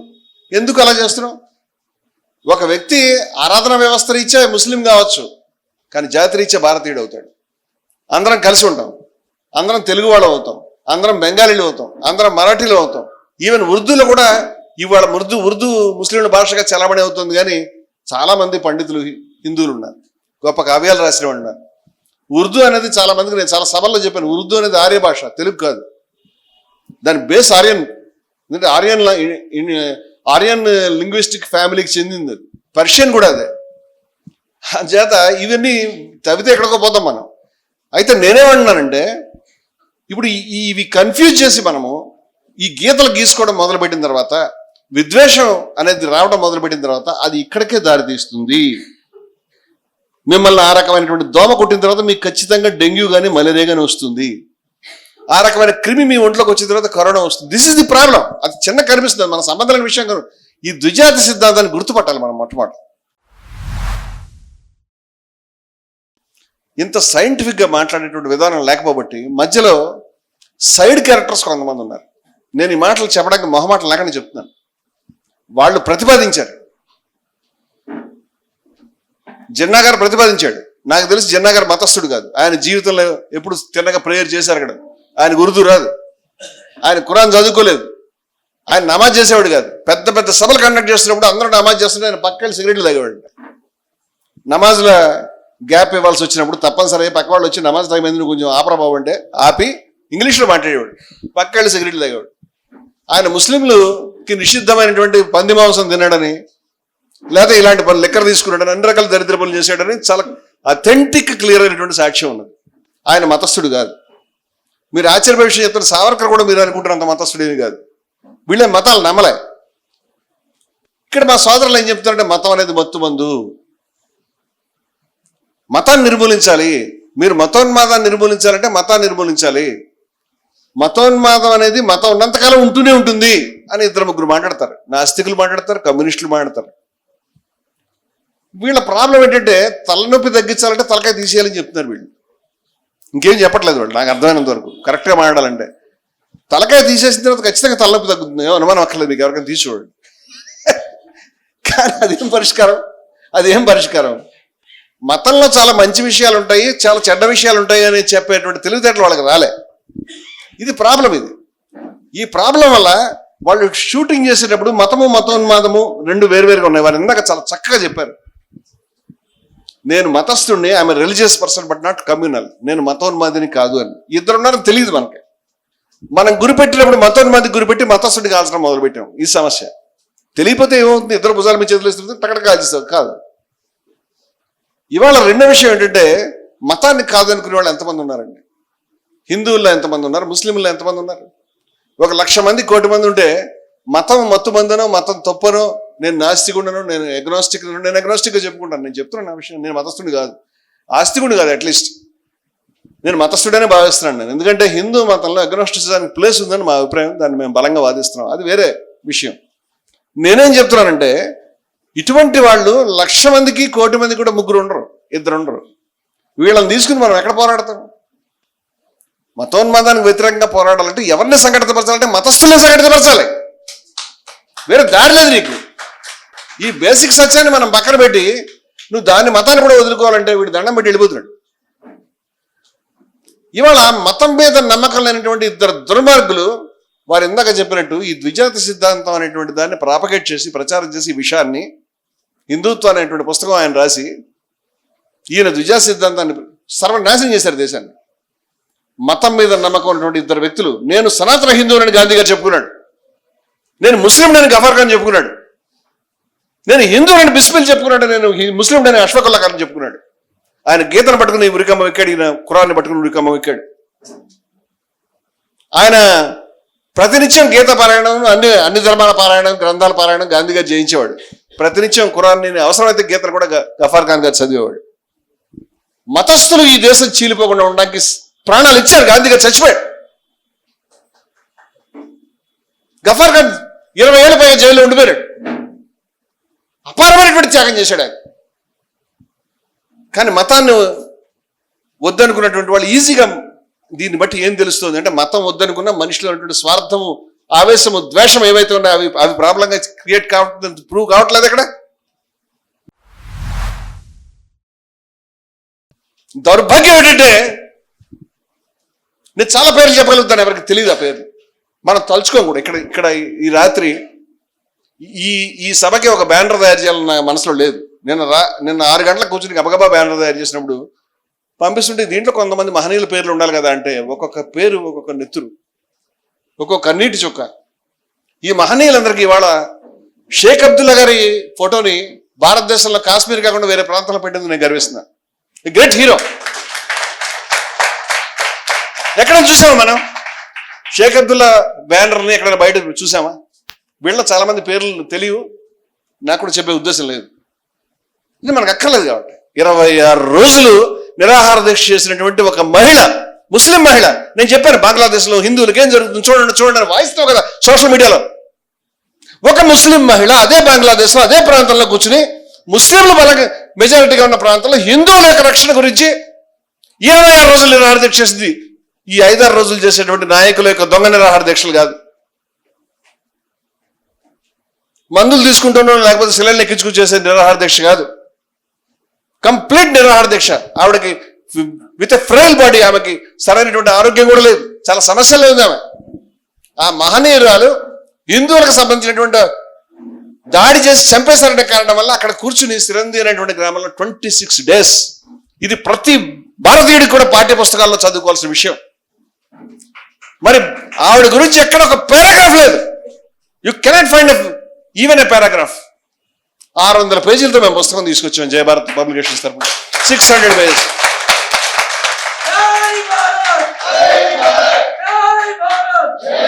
దానికి సంబంధించినటువంటి ఎటువంటి ఆధారం కూడా మనకి లేదు. ఆధారాలు అన్వేషించి పెద్ద పని అది చేశాం. ఆ తల్లికి ఆమెకి ఇవ్వాల్సిన స్థానం ఇవ్వాలి కదా. ఆమె మొన్నటిదాకా 80 ఏళ్ళ దాకా ఉన్నది కదా, దేశ ప్రజల గురించి త్యాగం చేస్తూనే ఉన్నది కదా మహాతల్లి. దురదృష్టం ఏంటంటే జయ భారత్ పబ్లికేషన్స్లో ఈ పబ్లికేషన్ అట్టర్ ఫ్లాప్. వాస్తవం చెప్తున్నాండి, మీరెవరు దాన్ని చదవరు, వాళ్ళు ఎలాగ చదవరు, అది తెలియకూడదని వాళ్ళు కోరుకుంటున్నారు. మేము దాని మీద పునరుజ్వలన పేరు మీద ఈ పుస్తకం ఎప్పుడు వచ్చింది? ఈ పుస్తకం వచ్చినప్పటి నుంచి వాళ్ళ దాకా బహుశా 3-4 ఏళ్ళు అయింది, 4 ఏళ్ళు అయింది. ఇప్పటిదాకా దాని మీద ఈ వంశీ గారు పునరుజ్వలన, జయభారత్ పునరుజ్వలన అనేటువంటి వారం జరిగేటువంటి ఆన్లైన్ సమావేశానికి ఆయన బాధ్యుడు. దాని గురించి ఇప్పటికి కూడా ఆ బీబీ అంతస్తులం పుస్తకం చదివి దాంట్లో ఉన్న విషయాల్ని వాళ్ళు సమీక్షిస్తూ మాట్లాడేటువంటి పిల్లలు ఉన్నారు. అసిధారా వ్రతం కింద ఇన్ని సంవత్సరాలు నేను చేస్తున్నాం. నేను అడుగుతున్నాను, మీరు ఎందుకు చదవలేదు? మీరు ఎందుకు మాట్లాడలేదు? మరి మీరు ఏం చేస్తారు? మీ జీవితాన్ని దేంతో నేను అడుగుతున్నాను, తెలుసుకుందాం అడుగుతున్నాను. I can tell you many things. Kashmir గురించి మాట్లాడితే కాశ్మీర్ అంటే టెర్రరిస్టు అంతా కలిపేశాం కదా మనం. ఒక హిందూ పాకిస్తాన్ నుంచి దాడి చేసినప్పుడు 1948లో పాకిస్తాన్ వాళ్ళు వచ్చి దాడి చేసినప్పుడు కాశ్మీర్ని ఆక్రమించినప్పుడు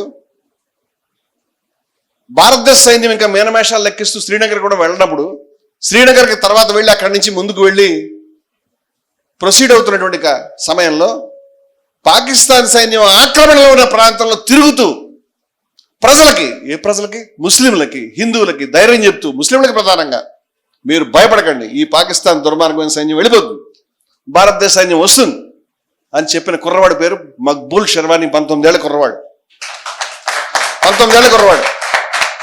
ఆ కుర్రవాడిని పాకిస్తాన్ సైన్యం పట్టుకుని చిత్రహింసలు పెట్టి వాళ్ళు కనిపెట్టారు. ఫస్ట్ వాళ్ళు 2-3 సార్లు మిస్లీడ్ చేశాడు వాళ్ళని. అతన్ని చిత్రహింసలు పెట్టి, బద్మాష్ ఇట్లా చేశావని అతన్ని సిలువేశారు. పైకెక్కించి మేకులు కొట్టి పైకెక్కించి సిలువేశారు. కింద తుపాకులు పట్టుకుని నిలబడి పాకిస్తాన్ జిందాబాద్ అనమని చెప్పాడు. ఎవరికి తెలుసు ఈ స్టోరీ? ఈ మాట చెప్తే ముస్లిం పాకిస్తాన్ జిందాబాద్ అని మామూలుగా అంటూ ఉంటాడు, రోజు నామజపలు చేస్తున్నాడు, నేను నమ్ముతాడు. ఇవాళ మాట్లాడుతున్నవాడు వాళ్ళంతా టెర్రరిస్టులు, వాడు ముస్లిము టెర్రరిస్టు కాశ్మీరీ అన్నిటికీ తేడాలు చెరిగిపోయినాయి హిందూ దృష్టిలో. ఇవాళ ప్రతి ముస్లిం టెర్రరిస్ట్ ఆయన దృష్టిలో. మేము ఎక్కడ మసీదును మందిరు 3 కలిపి కట్టాం. నాకు ఇన్ని ఉత్తరాలు వచ్చినాయి, నువ్వు దేశద్రోహివా, ఎందుకు ఈ మసీదు కట్టావు అంటే టెర్రరిస్టులు పెంచమంటే మసీదు అంటే టెర్రరిస్ట్ అని. మేము ఎక్కడ అష్ఫకుల్లా గారు బొమ్మ పెడితే ఆయన ఎవడో తుపాకీ పట్టుకుని టెర్రరిస్ట్ బొమ్మ పెట్టాడని చెప్పాడు.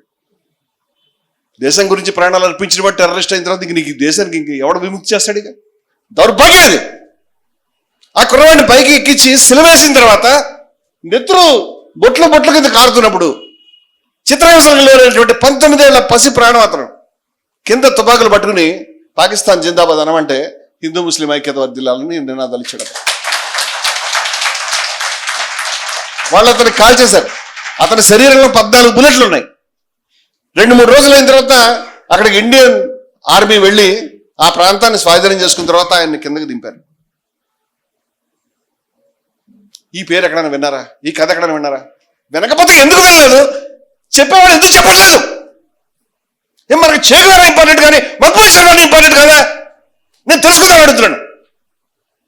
భారతదేశంలో ప్రతి కుర్రాడికి కథ చెప్పుంటే, పుస్తకాల్లో రాసి ఉంటే ఇవాళ హిందువుల మధ్య ముస్లింల మధ్య ఇంత ద్వేషం ఉండేదా? ముస్లింలకు వాళ్ళ హీరోల గురించి తెలుసా?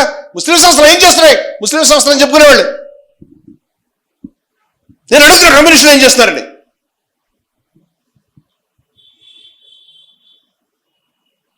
ఇలాంటి పేర్లు ఎన్నో చెప్తాను నేను. ఎంతమంది చచ్చిపోయారండి, ఎంతమంది బాధపడ్డారు. రఫీ అహ్మద్ కిద్వాయ్ పేరు మీద ఢిల్లీలో ఒక రోడ్డు ఉంది తెలుసా మీకు? రఫీ అహ్మద్ కిద్వాయ్, షఫీ అహ్మద్ కిద్వాయ్, అనీస్ కిద్వాయ్, ఎటువంటి హీరోస్ వాళ్ళు. షఫీ అహ్మద్ కిద్వాయ్ దాడి చేసి చంపేశారు పోర్చుగల్లో. రఫీ అహ్మద్ కిద్వాయ్ మీద పదే దాడులు చేశారు. సెంట్రల్ మినిస్టర్ ఆయన. వీళ్ళు ఎన్ని త్యాగాలు చేశారు.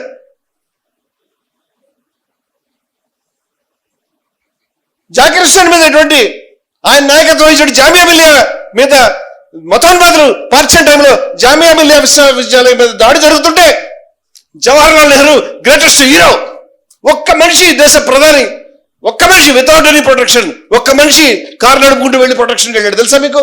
అర్ధరాత్రి. Great hero. ఢిల్లీకి ఆ రోజు ఢిల్లీ పరిశ్రమలో ఉండేది వాళ్ళు ముఖ్యంగా కావచ్చు. ఎప్పుడైనా విన్నారా జాకిర్ హుస్సేన్ గురించి? మీరు డాక్టర్ అన్సారీ గురించి ఎప్పుడైనా విన్నారా? షఫీ అహ్మద్ కిద్వాయ్ ఎవడో ఎలా చంపేశారు ఎవడని చెప్పాడు మనకి.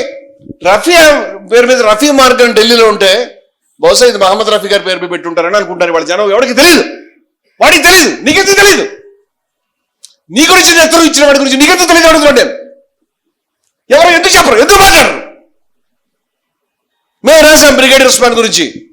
ఖాన్ అబ్దుల్ గఫార్ ఖాన్ పరిస్థితి ఏంటి? మమ్మల్ని తోడేళ్ల పాలు చేశాడని చెప్పారు కదా ఆయన. ఖాన్ సాహెబ్ పేరు విన్నారా? బలూచీలకి బలూచిస్తాన్ ప్రాంతంలో బలూచి గాంధీ సమద్ ఖాన్ అనే ఉన్నాడని ఎవరైనా విన్నారా? వినాలి కదా. అసలు ఖాన్ అబ్దుల్ గఫార్ ఖాన్ పేరే దిక్కులేదు. వాళ్ళ ఇళ్ల మీద వాడు 2 ప్రాంతాలకి రెండుకి చెడ్డ రేవళ్ళు అయిపోయారు వాళ్ళు. పార్షన్ టైంలో అన్సారీ ఇంటి మీదను రఫీ ఇంటి మీద ఇక్కడ కూడా దాడులు జరిగినాయి. అక్కడ వాళ్ళని చంపడానికి లిస్టులు ప్రకటించి వీళ్ళని చంపేస్తాం మేమని తిరిగారు. గఫార్ ఖాన్ 20 సంవత్సరాల పైగా జైల్లో ఉన్నాడు. ఎందుకున్నాడు జైల్లో? ఇది తప్పు, ఇది తప్పు. ఈ యొక్క దేశ విభజన తప్పు, పాకిస్తాన్ ఏర్పాటు తప్పు అని చెప్పాడు. వాయవ్య సరిహద్దు రాష్ట్రాల్లో 98% ముస్లిమ్స్ ఉన్న దగ్గర 1946లో ఎన్నికలు పెడితే ముస్లింలకు డిపాజిట్ లేకుండా ఓడించారు వాళ్ళు. ఓడించి ఖాన్ సాహెబ్ అని వారి అన్నగారు, గఫార్ ఖాన్ అన్నగారు ముఖ్యమంత్రిగా ఉండేవాడు. అప్పుడు ప్రధాని అంటారు ఆ రోజుల్లో ఉన్న టెర్మినాలజీలో ఉన్నాడు.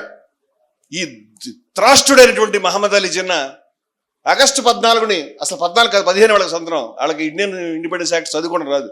పాకిస్తాన్ వాళ్ళ యొక్క ఇండిపెండెన్స్ డేని తప్పు. అసలు వాళ్ళకి రాలేదు. 15 వచ్చింది, ఇద్దరికి 15 ఒకేసారి వస్తుంది. మెంటల్ గడ్ వాళ్ళకి తేడాగా జరుపుకుందని 14 తెలియదు.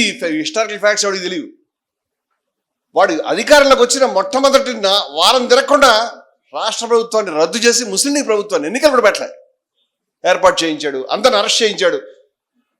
మసీదుల మీదకి, ఇళ్ల మీదకి ఫిరంగుల్ని, శతగుల్ని పంపించి పేల్పించాడు. వేల మందిని చంపించాడు. నదులు ప్రవహించిన ఖుదాయి ఖిద్మత్ గారి కార్యకర్తలవి. వాళ్ళ యొక్క ప్రధాన కార్యాలయం 3 అంతస్తుల కార్యాలయాన్ని మొత్తం నేలమట్టం చేశారు. పుస్తకాలు తగలబెట్టారు. గఫార్ ఖాన్ని, ఆయన యొక్క మొత్తం ఆయన బంధువుల్ని, ఆయన కార్యకర్తల్ని వేల మందిని అరెస్ట్ చేశారు. వాళ్ళు చేసిన నేరం ఏం లేదు. భారతదేశం ఐక్యంగా ఉండాలి. నువ్వు నేను చెప్పిన మాటలు చెప్పారు వాళ్ళు. నువ్వు తలుచుకుంటావా? నీకు ఎవడని చెప్పాడు ఆయన పేరు? ఎందుకు తలుచుకుంటాడు అడుగుతాడు. ఎవడు తలుచుకుంటాడు ఆయన పేరు? ఆయన ఉన్నప్పుడు ఈ దరిద్రులు, ఈ జిన్నా దగ్గర నుంచి వాళ్ళంతా ప్రతి 2 ఏళ్ళకు ఒకళ్ళు చొప్పున ప్రభుత్వాలు మారిన దిగిపోయినాయి. పాకిస్తాన్లో ప్రభుత్వం మారినప్పుడల్లా గఫార్ ఖాన్ దగ్గరికి వచ్చేవారు జైలుకి. ఒకసారి ఒక వామపక్ష మేధావిని పత్రికలో వ్యాసం రాస్తూ భారత పాకిస్తాన్ స్వతంత్రోద్యమాలు రెండిట్లో ఎవరు పాల్గొన్నారో వాళ్ళకి గౌరవం ఇవ్వట్లేదు ఆ 2 దేశాల్లో రాసింది. నేను ఆవిడికి రాశాను, అమ్మ పాకిస్తాన్కి స్వతంత్రోద్యమం ఏం జరగలేదు, మీకు తెలుసుకోవాలి. ఫస్ట్ విషయం, పాకిస్తాన్కి ఎటువంటి స్వతంత్రోద్యమం జరగలేదు. ఎవడు ఒకరోజు జైలుకి వెళ్ళలే, ఎవడు లాఠీ దెబ్బ తినలే. బ్రిటిష్ వాళ్ళు వేసిన ముష్టది. భారతదేశంలో చాకు దింపినందుకు వాడి చేతి దింపించింది బ్రిటిష్ వాళ్ళు. వాళ్ళకి ఎటువంటి స్వతంత్ర పోరాటం చేసిన వాళ్ళు గఫార్ ఖాన్ చేశాడు. అక్కడ ఉన్నటువంటి సమద్ ఖాన్ చేశారు. వీళ్ళు జైలుకి వెళ్ళారు. నీకు తెలియదు ఆ విషయం. ఎందుకు రాస్తావు బొంగుల చరిత్ర? ఈ పిచ్చి మాటలను ఎందుకు రాస్తావు? ఆయన దగ్గరికి వెళ్ళి, మహానుభావ నువ్వు జైల్లో ఉన్నావు, మహాత్ముడు, చాలా గొప్పవాడు నువ్వు, మేమంతా దొంగలం, బ్యూరోక్రాట్స్, బ్రిటిష్ వాళ్ళ వెనకాల తిరిగాం, మేము ఇవాళ దేశాన్ని మా చేతిలోకి వచ్చేసింది. నువ్వు అవునన్నా కాదన్నా పాకిస్తాన్ ఏర్పడింది, ఇండియా చీలిపోయింది, అది మారదు. అందుచేత నువ్వు ఇది తప్పు అని చెప్పడం మానే, నేను విడుదల చేస్తామని చెప్పారు. నువ్వు తప్పు అని చెప్పడం మానే, విడుదల చేస్తానని చెప్పలేదు. ఆయన పిల్లలు జైల్లో ఉన్నారు. వాళ్ళ భవిష్యత్ ఆయన ఏం డబ్బులేనాడు కాదు, జమీందారీ వ్యవహారం ఉంది ఆయనకి. కానీ అందరూ జైళ్ళలో బతికారు. అందరూ నాశనం అయ్యారు. చూస్తూ ఉన్నాడు ఆయన. నువ్వు చేయగలుగుతావా? నీ ప్రాణం ఇవ్వగలుగుతావు? నీ మొత్తం బంధువులంతా జైల్లో ఉంటే భరించగలుగుతావా? ఏమీ తెలియనటువంటి పసిపిల్లలు, మేనల్లుళ్ళు ఎక్కడెక్కడ వాళ్ళు జైల్లో నేను తిడుతుంటే భరించగలుగుతావా? అలాగే ప్రతి ప్రభుత్వం మారేది. ప్రతి 2 ఏళ్ళకి ఒకళ్ళు వచ్చేవారు, జైలుకి వచ్చేవారు, దండం పెట్టేవారు, ఇది అడిగేవారు. అయిపోయింది కదా, అది తప్పండి మానేయారు, ఒప్పుకోలేదు. చివరికి 7-8 ఏళ్ళు అయిన తర్వాత, కొంతకాలం అయిన తర్వాత అన్నగారు లేచినప్పుడు నమస్కారం నేను చెప్తాను అని వెళ్ళిపోయాడు. గఫార్ ఖాన్ బాధపడ్డాడు. పఖ్తూన్లకి, పఠాన్లకి కన్నా తండ్రి ఎంత ముఖ్యమో అన్నగారు అంతే ముఖ్యం. ఇవాళ అన్నగారు వెళ్ళిపోయాడు. కానీ అన్నగారు వెనకాల నడవాలా, ఆశయంతో పాటు ఉండాలా. నేను ఆశయంతో పాటు ఉంటున్నాను అని చెప్పాడు. అన్నగారు బయటకు వెళ్ళాడు. బయటకు వెళ్తే ఆయన్ని పశ్చిమ పాకిస్తాన్కి ప్రధానం చేశారు. వాళ్ళు ఆఫర్ చేశారు వాళ్ళు. కానీ తర్వాత చచ్చిపోయాడు, చంపేశారు. గఫార్ ఖాన్ ఆకాశం కూలిపోయిన అటువంటి ధైర్యం, అటువంటి త్యాగం, అటువంటి నిజాయితీ, అటువంటి దమ్ము ఉంటే ఇక్కడ కూర్చొని మాట్లాడుకోవాలి మనం. ఇటువంటి కార్యాలయం ఆ మహానుభావుడు పేరు పెట్టుకున్నాం మనం. ఎవరికి తెలియదు దీని గురించి. మేము ఇక్కడ ప్రచారం చేస్తామంటే ఎవడు ఖాన్ అని పేరు పెట్టాడని ఎవడో మాట్లాడుతున్నాడు. రారా చెప్పు తీసి కొడతాం ఎవడొస్తాడు మాట్లాడితే. సిగ్గన లేదురా మీకు? వాళ్ళ నెత్తుల మీద మనం ఈ దేశాలు స్థాపించుకుని ఇవాళ ఆయన ఎవడనంటావా? మేము జవాబు చెప్పడానికి సిద్ధంగా ఉన్నాం. మీ సంస్థలు, మీ పుస్తకాలు, మీ కార్యాలయాలు, మీ పత్రికలు, మీ మేధావులు ఈ విషయాలు మాట్లాడకపోతే వాళ్ళు ఎందుకు మాట్లాడట్లేదు అడుగుతాను నేను. ఎవరు అడగరా? 70-80 సంవత్సరాల తర్వాత ఇది ఎత్తురు కాదా?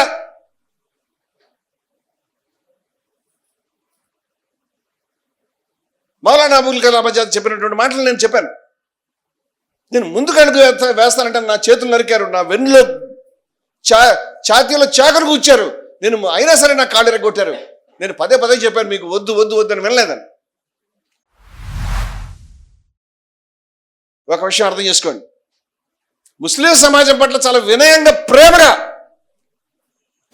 ఆరాధనగా బాధతో చెప్తున్నాను నేను, మీరు ఎప్పుడు తప్పులు చేస్తున్నారు, ఎందుకు చేస్తున్నారు నాకు అర్థం కావట్లేదు. ప్రతి ఒక్క చారిత్రక సందర్భంలో తప్పుల వెనకాల తప్పులు చేసుకుంటూ మీరు వెళ్తున్నారు. మీకు తెలుసా పాకిస్తాన్ ఎట్లా ఏర్పడిందో? పాకిస్తాన్లో ఉన్నటువంటి జనం ఓట్లేస్తే కాదు. నేను ఇందాక చెప్పాను, వాయవ్య సరిహద్దు రాష్ట్రాల్లో 98% ముస్లింస్ ఉన్న దగ్గర ముస్లిం లీగ్ డిపాజిట్లు ఎక్కడ ఓడించారండి. వాయవ్య సరిహద్దు రాష్ట్రాలు సింధ్, బలూచిస్తాన్, పంజాబ్, ఈ 4 రాష్ట్రాలు ఉంటాయి అక్కడ. పంజాబ్లో యూనియనిస్ట్ పార్టీ అధికారంలో ఉంది. సింధులో మరొక చాలా అక్కడ అల్లాబక్ష్ సుమ్రోని రోడ్ల మీద కత్తులతో పొడి చంపేశారు. గొప్ప గొప్ప నాయకుడు, మహానాయకుడు ఆయన ముఖ్యమంత్రి. వీళ్ళ పేర్లు తెలియదు మనకి. ఎంతమంది పోరాడారు వాళ్ళు ఎలా తెలుసుకోరు. అక్కడ కూడా ఏం మెజార్టీ లేదు, దేశాన్ని చీల్చేది. కానీ భారతదేశంలో ఉన్న వాళ్ళంతా ముస్లిం లీగ్ ఓట్లేశారు. ముస్లిమ్స్ 46 ఎన్నికల్లో. ఆ రోజు అందరికీ ఓటు హక్కు లేదు, యాక్సెప్టెడ్. కానీ ఉన్నవాళ్ళు వేశారు. ఎందుకు వేశారు? నువ్వు వెళ్తావు పాకిస్తాన్, మీ ఊర్లో 100 మంది ముస్లింల్లో అక్కడ 500 మంది హిందువులు, 100 మంది ముస్లిమ్స్ ఉన్నారు. ఈ 100 మంది పాకిస్తాన్ కావాలని ఓట్లేస్తే ముస్లిం లీగ్, నువ్వు వెళ్తావా? వెళ్ళవు. ఆడికి ఎవడికి కావాలి, ఆడికి అక్కర్లేదు. ఎందుకంటే ఖురాన్ తీసుకెళ్ళి ఒట్టేయించుకున్నారు. ముస్లిం లీగ్ని వ్యతిరేకిస్తావా? ఖురాన్ని వ్యతిరేకిస్తావా? అయిపోయి. నువ్వు హిందూ అయితే దీనికి ఓటయ్యాను వీళ్ళు ప్రచారం చేయట్లేదా? ముస్తాక్ అహ్మద్ అభిలాష్ గారు జయహోకి నాయకుడుగా నేను గొప్ప మాట చెప్పాడు నాకు. ముస్లింలు ఏం చేశారో హిందువులది యాక్షన్ కాదండి, రియాక్షన్. మేము ఇవన్నీ చేస్తాము, ఇప్పుడు చేస్తున్నారు మీరు. ఈ దారుణమైనటువంటి తప్పులన్నీ కూడా మేము చేసామని. మతం అనే పేరు మీద మనం ఓట్లే బట్టి వాళ్ళ పాకిస్తాన్ ఏర్పడింది. ఆ విషయం ఎవడు చెప్పేవాళ్ళు లేడు. ఆ తర్వాత ముస్లిం లీగ్ని కొనసాగించాం.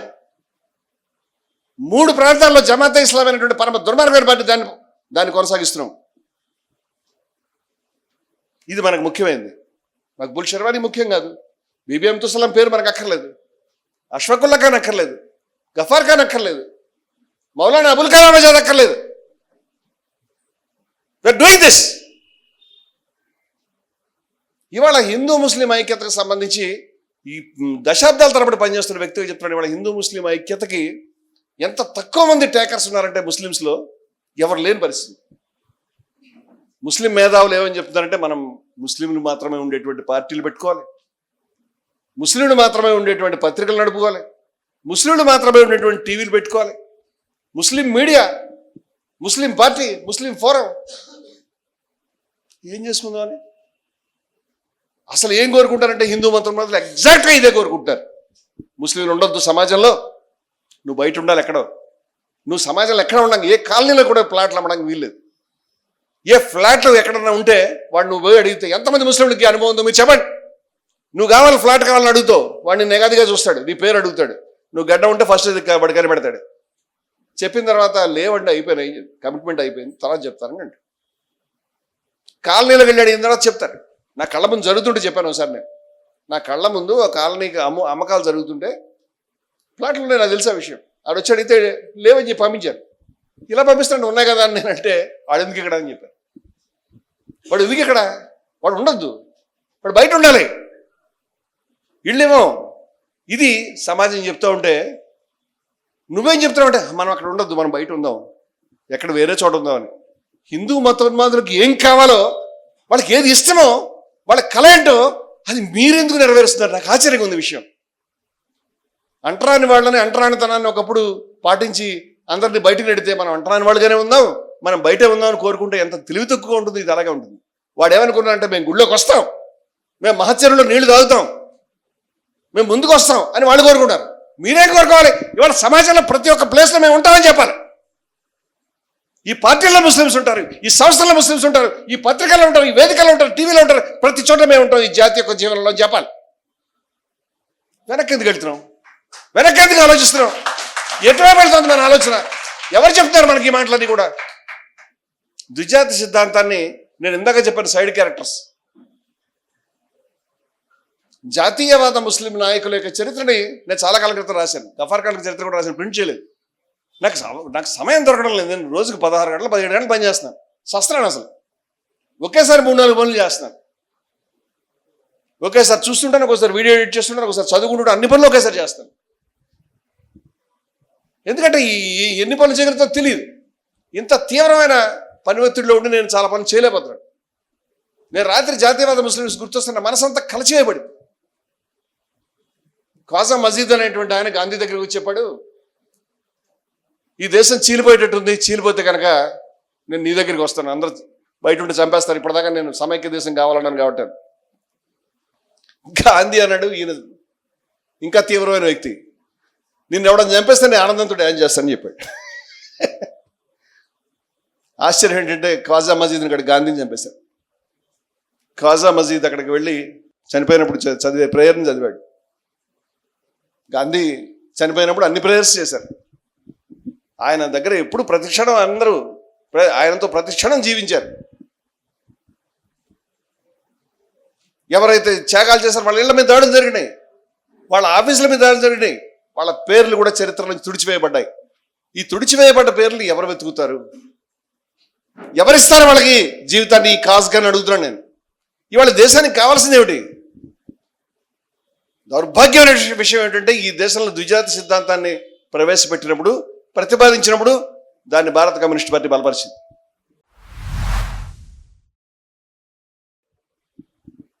వాళ్ళు దాని గురించి మాట్లాడరు. వాళ్ళు మతోన్మాదం గురించి వ్యతిరేకంగా పోరాడుతాం అని చెప్తారు. They never spoke about their history, they never speak. ఈ విషయం చెప్పరు వాళ్ళు. ఎందుకు బలపరిచేవాళ్ళు అడుగుతున్నాను నేను. ఇంకో విషయం చెప్తున్నాను, చాలామంది స్కాలర్స్ రాశారు, అసలు కమ్యూనిస్టులు కనుక ఈ పని చేయకపోతే దేశం చీలేదు కదా. పంజాబ్ను గెలుచుకోవడంలో ముస్లిం లీగ్కి కమ్యూనిస్టులు చేసిన సాయం చాలా పెద్దది. ఇది సమయం కాదు కాబట్టి నేను ఇక్కడ మాట్లాడు. బాబాసాహెబ్ అంబేద్కర్ జాతీయవాద Muslims, Babasaheb Ambedkar is with Jinnah. ముస్లింలంతా ఈ దేశంలో ఉంచకూడదు, వీళ్ళని పంపించేయాలి, ఒక్క మనిషిని కూడా ఉంచకూడదు, వీళ్ళని వదులుచుకోవడానికి ఇంకొక మార్గం లేదు, పాకిస్తాన్ ఏర్పాటు ఒకటే మార్గం, పాకిస్తాన్ ఏర్పడితే వీళ్ళందరూ ఆయన పంపించేయచ్చు అని ఆయన రాశాడు. 1 కాదు 2 కాదు, ఇంత లావు పుస్తకం రాశాడు. జాతీయవాద ముస్లిమ్స్ మతోన్మాదులు రాశాడు. నాకు గుండెలు గడ్డపర దింపినట్టు బాధ కలుగుతున్నారు. జాతీయవాద ముస్లిమ్స్ త్యాగం గురించి జవహర్లాల్ నెహ్రూ రాసిన చదివితే నా మనసు ఉప్పొంగిపోతుంది. వీళ్ళు కూడా మతోన్మాదులు, ఎంతకంటే ఎక్కువ మతోన్మాదులు అనేసాడు. ఆయన దృష్టిలో ముస్లిమే మతోన్మాదులే ఉన్నాడు. ఇవి మనం చాలా మందికి వినడానికి ఇష్టం ఉండదు, నాకు తెలిసిన విషయం, కానీ ఫ్యాక్ట్స్ అది. ఇవాళ ఈ కమ్యూనిస్టులు, ఈ అంబేద్కరైట్లు, వీళ్ళు మతోన్మాద వ్యతిరేక ఉద్యమానికి నాయకత్వం ఇస్తున్నారు.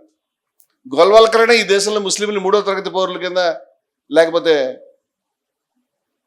సేవ చేసుకుంటూ హిందువులకి హిందూ ధర్మాన్ని గౌరవిస్తూ ఉండండి అని చెప్పాడు. కానీ అంబేద్కర్ అది కూడా చెప్పాడు, అందరినీ పంపించేయని చెప్పాడు, ఒక్క మనిషిని ఉంచొద్దని చెప్పాడు, జనాభా మార్పిడి ప్రతిపాదనలు తెచ్చాడు. ఈ మాట చెప్తే చాలా మంది కష్టంగా ఉంటుంది. నేనేమి చెప్పే ఉద్దేశం కాదు. నేనేమంటానంటే ఈ పోరాటంలో ఎక్కడ పొరపాటు జరుగుతుందని చెప్తున్నాను నేను. మేము జైహో యొక్క సభల్లో ఎక్కడ కూడా అంబేద్కర్ బొమ్మ పెట్టాం, ఎందుకంటే ఇవన్నీ ఆయన రాశాడు కాబట్టి. ఇది ప్రాబ్లం, ఇది అంగీకరించే విషయాన్ని. నాకేం మొహమాటలేదు. వేరే చోట అంబేద్కర్ బొమ్మ పెడతాం, మేము జైబీమని చెప్తాం కావాలంటే. అంబేద్కర్ యొక్క సోషల్ ట్రాన్స్ఫర్మేషన్ ఉద్యమంలో, సామాజిక విప్లవంలో ముందుండి నడిచి చచ్చిపోవడానికి రెడీ అవుతాం. ఇక్కడ చేయలేదు కాబట్టి చెప్పమని చెప్తాను. చేయకపోవడం కాదు, వ్యతిరేకంగా పనిచేశాడు కాబట్టి చెప్తున్నాను నేను. ఆ విషయం ఓపెన్. మీకు విషయం చెప్తున్నా, మతోన్మాదుల మధ్య ఎటువంటి వైరుధ్యం లేదు.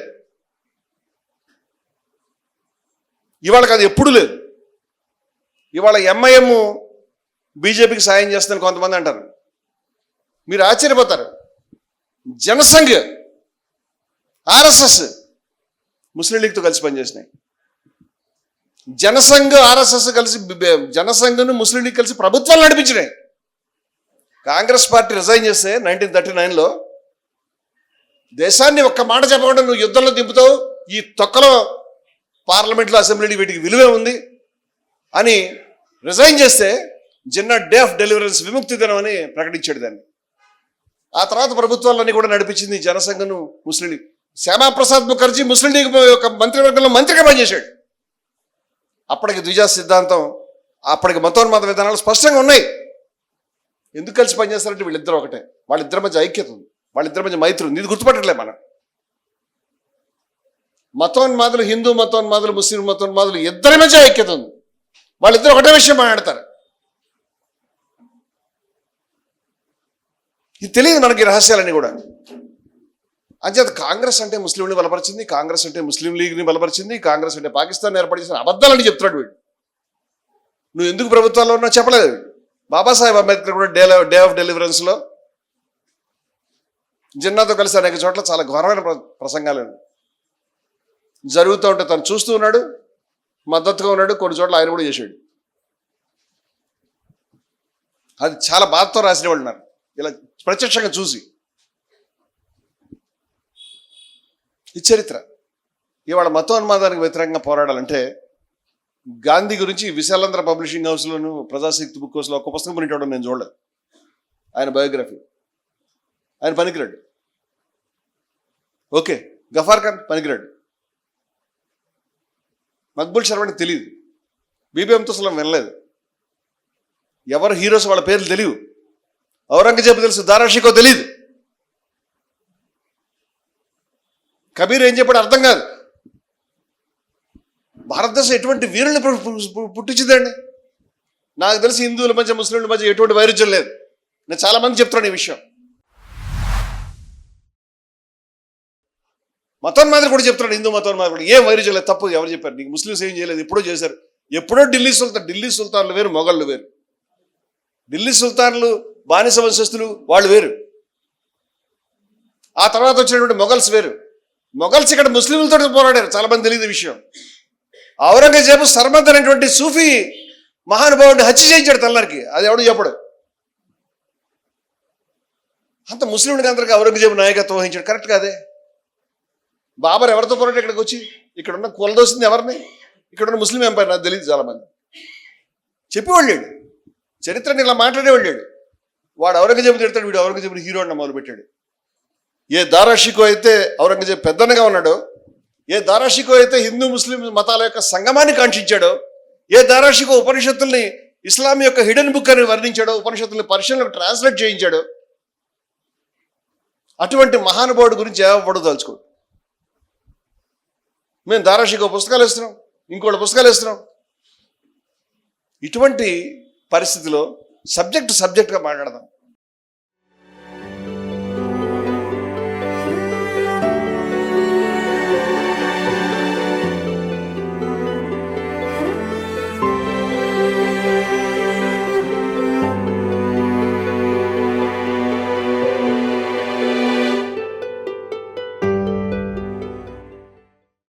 మీ ఆలోచనల్ని మరింత సంపద్వంతం చేయగల ఈ పుస్తకాల్ని మీరు చదివారా? ప్రతులకు జై భారత్ పబ్లికేషన్స్ 9848030089.